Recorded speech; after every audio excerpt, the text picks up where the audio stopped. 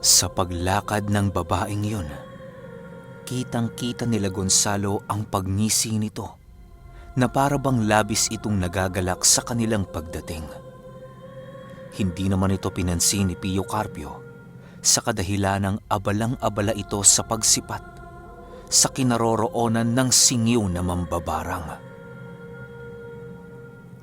Sinong hinahanap mo, ermitanyo?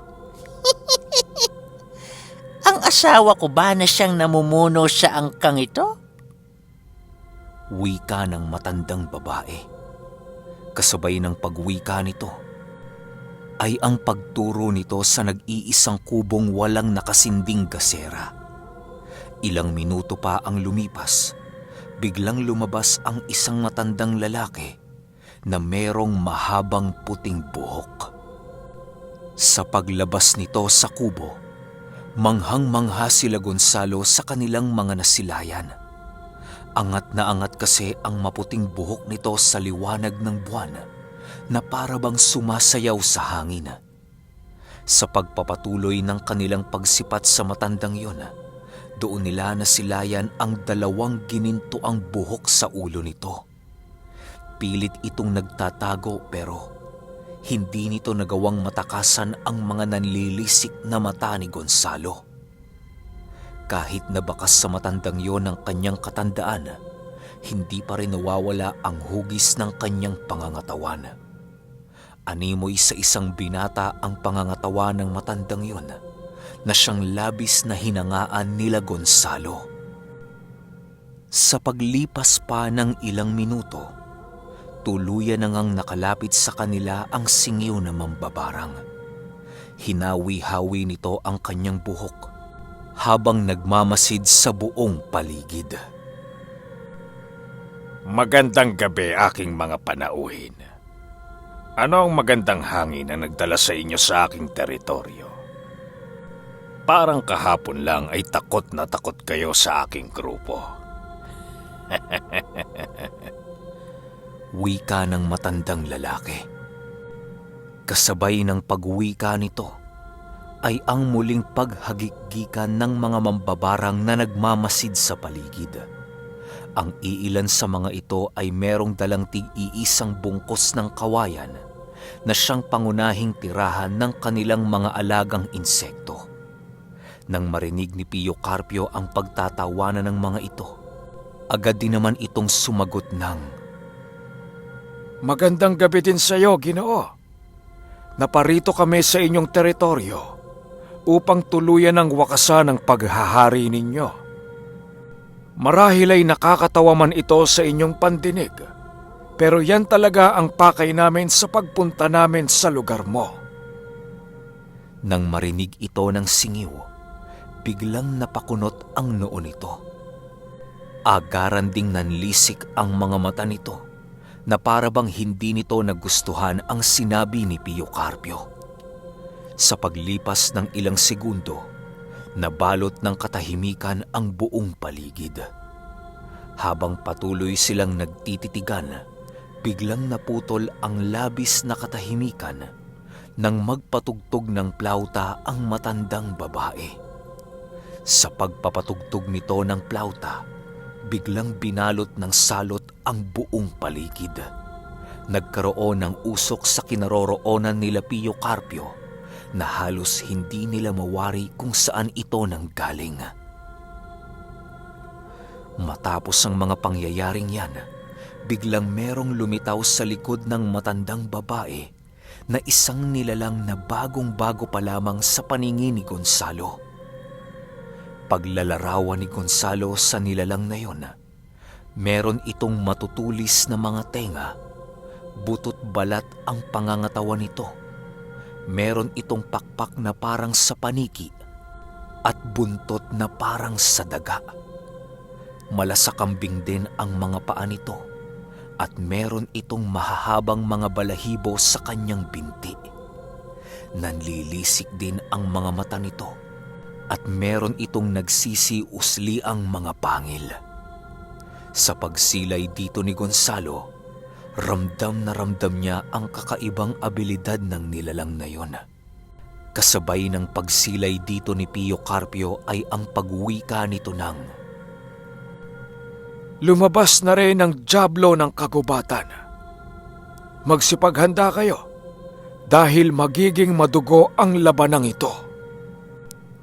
kasabay ng pagwika ni Pio Carpio ng mga katagang yan, ay ang dahan-dahan nilang pagsilay sa mga mambabarang na binubuksan ang kanilang mga kawayang hawak-hawak.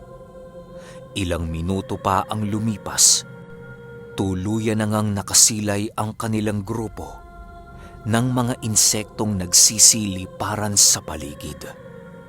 Agaran din naman ang pag-atras nila nang masilayan nila ang ganoong uri ng pangyayari. Habang nag-uusal noon sila Pio Carpio, panay lang naman ang pagmasid nila Gonzalo sa buong paligid. Meron silang inilagay na mga langis sa kanilang buong katawan upang hindi sila mapasukan ng mga insektong ipinalipad ng mga mambabarang. Matapos makapagpakawala ng maraming insekto sa paligid, agaran din namang nagsipulasan ang mga mambabarang. Segundo lang noon ang lumipas nang masipat nila Pio Carpiong tanging ang dalawang matanda na lamang ang naiwang kaharap ng kanilang pangkat. Matapos itong masilayan nila Pio Carpio, pinili nilang muling ipagpatuloy ang kanilang pagmamasid sa buong paligid. Nang wala na silang makita maliban sa dalawang matandang yon, doon na nila inumpisahan ang kanilang pagsalakay. Habang papalapit sila sa mga ito, panay ang ginagawa nilang pagdurog sa mga insektong nagsisiliparan sa buong paligid. Hindi naman sila kayang madapuan ng mga ito sa kadahilanang ang langis na ibinuhos nila sa kanilang katawan ang nagsisilbing kanilang proteksyon laban sa mga insekto ng barang. Sa paglapit nila Pio Carpio sa dalawang matanda, kitang-kita nila ang pagdapa ng singyo sa lupa habang nagpapakawala ito ng kanyang mga engkantasyon. Nang masilayan ito ni Pio Carpio, agaran din naman niyang pinakawalan ang kanyang mapangwasak na presensya upang maantala ang ginagawang ritual ng singyo. Pero kahit anong pagpapakawala ang gawin niya, bigo si Pio Carpiong mapigilan ang nais ng kanyang mga kalaban. Makalipas pa ang ilang minuto, tuluyan na ngang nasilayan ang paghulma ng dalawang kabayo sa mga itim na buhanging nakasilid sa sako. Agaran din namang tumayo ang lalaki matapos nitong maisagawa ang kanyang ritual. Magdasal na kayo sa Diyos na kilala nyo. Marami kaming gagawing hindi kaaya-aya sa inyong mga katawan pagkatapos nitong digmaan. Magnilay-nilay na kayo sa inyong Diyos na sinasamba dahil hindi lilipas ang gabing ito na hindi ko kayo ibabalik sa Kanya.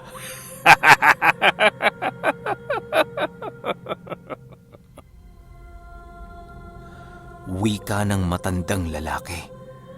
Kasabay ng pagwika ng lalaking yon ay ang paghawak nito sa mga bubuong kanyang nilikha. Napakabagsik ng mga kabayong kanyang ginawa na para bang uhaw na uhaw ito sa pakikipaglaban. Habang nagwawala ang mga bubuong nilikha ng singyaw na mambabarang, panay naman ang ginagawang paglipad sa kalangitan ng dyablo ng kagubatan. Sumasabay ito sa mga insektong pinakawalan ng mga mambabarang habang patuloy itong nakikiramdam sa buong paligid. Ang itim na markupo namang sinasakyan ng matandang babae ay nananatiling hindi nakikitaan ng paggalaw sa kanyang kinaroroonan. Kahit ganoon na ang nasisilayan noon ni Gonzalo, pinili niya pa ring ikubli ang kanyang wangis alinsunod sa kanilang plano. Nang tuluyan ng makalapit ang kanilang pangkat sa singyaw na mambabarang, biglang lumitaw sa kanilang harapan ang dalawang alipin nitong tikbalang. Sa paglitaw ng mga ito sa kanilang kinaroroonan, ay agaran din naman itong sumugod sa pangkat nila Pio Carpio. Hindi ito nagawang salubungin ng ermitanyo sa kadahilanang ninais nitong harapin ang babaeng nangangalaga sa itim na markupo. Si Gonzalo ang kalaban ng singiw na mambabarang, samantalang ang iba naman nilang kasama ang haharap sa mga tikbalang at sa iba pang mambabarang na kumukubli sa paligid. Nang tuluyan ng makalapit si Pio Carpio sa babaeng merong alagang markupo, agaran din namang gumalaw ang higanteng ahas na yon upang sugurin ang ermitanyo. Sa pagsugod ng markupo, pinili ni Pio Carpiong salagi ng pag-atake nito, gamit-gamit ang kanyang tungkod na punong-puno ng usal. Halos hindi nagawang mabiyak ng markupo ang tungkod na yon, kahit patuloy niya itong nginangat-ngat ng kanyang matatalas na mga ngipin. Sa kabilang dako naman, abalang-abala sila Samuel sa pakikipaglaban sa dalawang tikbalang na yon, gawa ng labis-labis ang lakas nitong ipinapamalas sa laban. Samantalang si Gonzalo naman ay sinamahan ng mga iilang albularyo upang marating ang kinaroroonan ng singiw na mambabarang. Nang marating nila ang kinaroroonan ng singiw, agad naman itong nagwika sa kanila ng, Sigurado ba kayong ako ang nais ninyong makaharap? Sa mga nilalang na nandito ngayon, mga iho, ako ang pinakamalakas! Ganun ba? Pues, sabihin mo yang mga katagang yan mamaya habang nakabaon ng kalahati ng iyong katawan sa lupa. sagot naman ni Gonzalo. Kasabay ng pagwika ni Gonzalo ay ang agaran nilang pagsugod ni Uloy sa singiw na mambabarang. Hindi pa noon nakapagpalit ng anyo si Gonzalo alinsunod sa kanilang plano. Nang masilayan sila ng matandang lalaking papasugod, agaran din naman itong humanda sa kanyang opensang pag-atake. Nang tuluyan ng makalapit si Gonzalo sa singiw, agaran din naman niya itong pinaulanan ng pagsapak sa buo nitong katawan. Habang ginagawa ni Gonzalo ang bagay na yon, gulat na gulat si Uloy nang masipat niyang hindi tinatabla ng pag-atake ni Gonzalo ang matanda. Ilang minuto pa ang lumipas, biglang nahawakan nito si Gonzalo sa kanyang leeg. Walang sabi-sabi, bigla siya nitong ibinalibag sa lupa na para bang isang kahoy. Dahil sa sobrang lakas ng pag-ataking binitawan ng mambabarang, ay halos dumilat ang mga mata ni Gonzalo dahil sa sakit na kanyang naramdaman. Matapos yan, agad din namang sumugod si Uloy upang siya ay tulungan. Habang nag-aaktibo ang labanan sa pagitan ng mga albularyo at ng mga aswang na mambabarang, hindi inaasahan noon nila Pio Carpio ang ginagawang ritual ng angka nito. Bago pumatak noon ang 12:00 ng gabi, unti-unti nang nagsisilabasan ang mga mambabarang na kasama ng 2 matanda. Sa pagsilay nila Pio Carpio sa mga ito, agad din naman silang dumistansya sa kanilang mga kalaban upang pagmasdan ang buong paligid. Habang sinisipat nila ang mga mambabarang na yon, napansin ni Pio Carpiong ibang-iba na ang ikinikilos ng mga ito. Animoy merong sapi ang mga mambabarang na lumabas ng kubo noong mga panahong yon. Tio Carpio, hindi ordinaryo ang mga mambabarang na yan. Nararamdaman kong merong kakaibang nilalang ang nakatira sa kanilang mga katawan. Mag-iingat tayo, Tio, dahil hindi natin hawak ang sitwasyon ngayon. Wika ni Gonzalo. Oo, iho. Basta sundin mo lang ang plano. Magiging maayos ang lahat. Alam mo na kung kailan ka dapat magpakitang gilas. Kaya gawin mo ang iyong makakaya upang makuha ang iniingatang agimat ng mambabarang. Sagot naman ni Pio Carpio.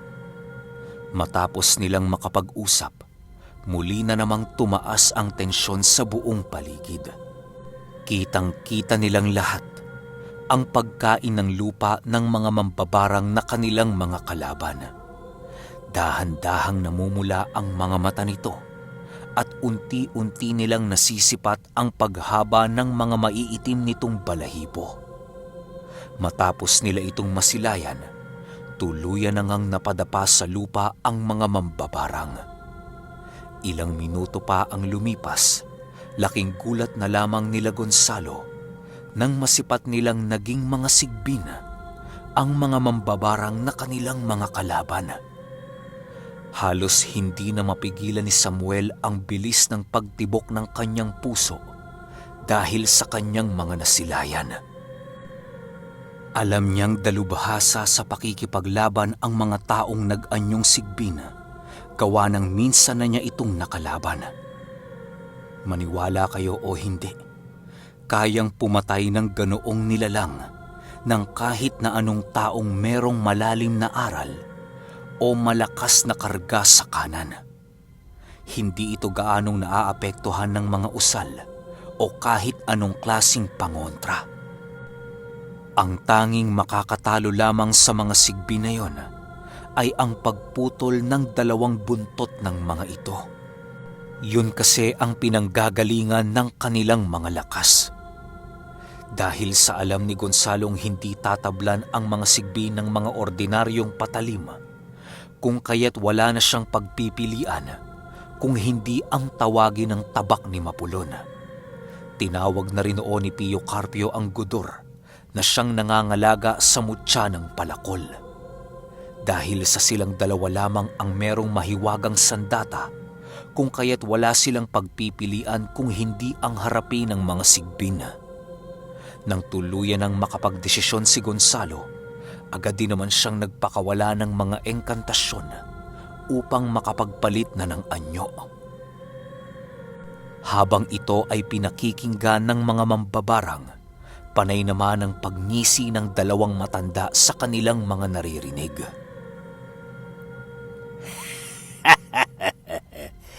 Tingnan mo nga naman.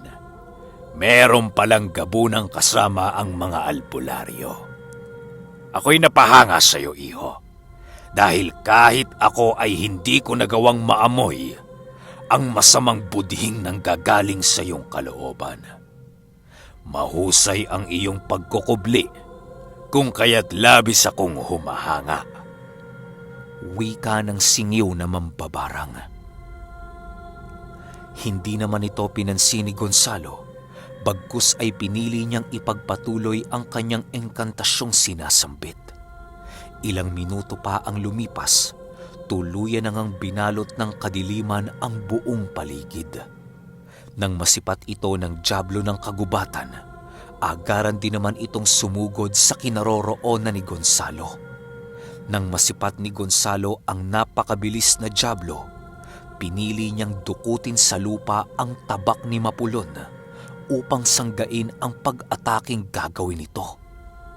Nang dumantay sa kanyang tabak ang nagsisitalasang mga kuko ng dyablo, doon nasilayan ni Gonzalo ang mga insektong nanananahan sa bunganga nito. Matapos niya itong makita, agad din naman itong ibinugas sa kanya ng dyablong tinawag ng plauta. Dahil sa ginawa ng dyablo, wala nang nagawa si Gonzalo kung hindi ang magpumiglas sa nilalang na kanyang kinakaharap. Nang makahanap na siya ng pagkakataong maiwasiwas niya ang dyablong yon, agaran din naman itong ginawa ni Gonzalo upang tuluyang makawala dito. Sa pagtakas ni Gonzalo sa mga kamay ng dyablo, pinili niyang pahiran ang kanyang pagmumuka upang hindi makapasok ang mga gumagapang na insekto. Matapos niya itong gawin, muli niyang ibinaba ang tabak ni Mapulon upang kunin ang latigo na nasa kanyang bewang. Kasabay ng pagkuha dito ni Gonzalo ay ang muling pagpalit ng kanyang anyo. Bigla siyang tinubuan ng malapad na pakpak na maging ang singyo na mambabarang ay nagulat sa kanyang ginawa. Kasabay ng pag-usli ng malapad na pakpak ni Gonzalo ay ang muli niyang pagkuha ng tabak ni Mapulon. Habang itinatali niya ang latigong yun sa tabak, panay naman ang paglipad ng dyablo sa himpapawid. Nang tuluyan ng nakapaghanda si Gonzalo, pinili nitong iwasiwas ang kanyang armas sa mga sigbing nasa paligid. Lahat ng sigbing tinatamaan noon ay halos kainin ng apoy dahil sa pagliliyab ng kanilang mga sugat. Nang magkaroon na ng pagkakataon si Gonzalo sa pagsugod ng dyablo, agaran din naman niya itong isinagawa. Sa pagpulupot ng kanyang latigo sa katawan ng dyablo, agad din naman niya itong hinila pababa ng lupa.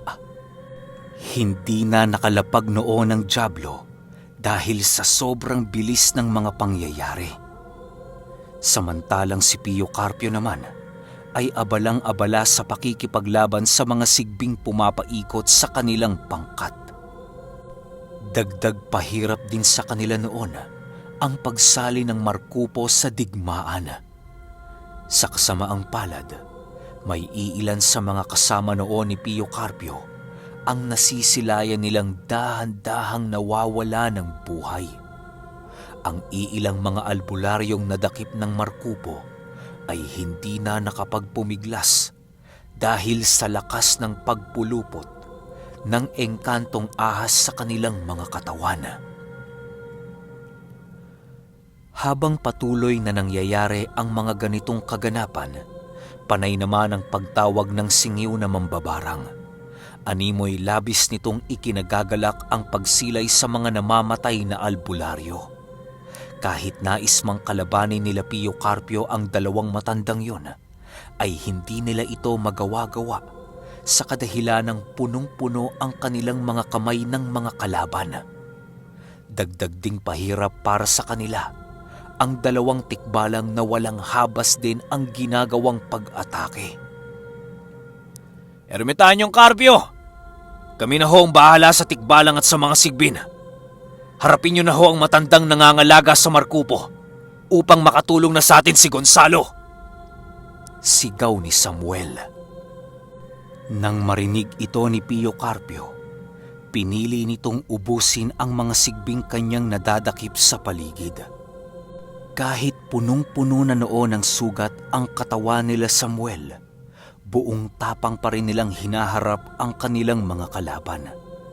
Nang makahanap ng pagkakataon si Pio Carpio, agad din naman niyang nilisan ang kinaroroonan ng kanyang grupo. Pinili niyang tunguhin ang matandang nangangalaga sa Markupo upang kitilan ito ng buhay. Nang masipat ng matandang babae ang pagsugod ni Pio Carpio, bigla itong sumipol na para bang nagtatawag ng katulong.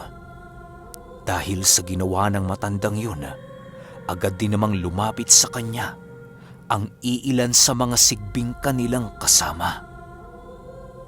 Okay, sunod kagad natin yung 68. Salamat.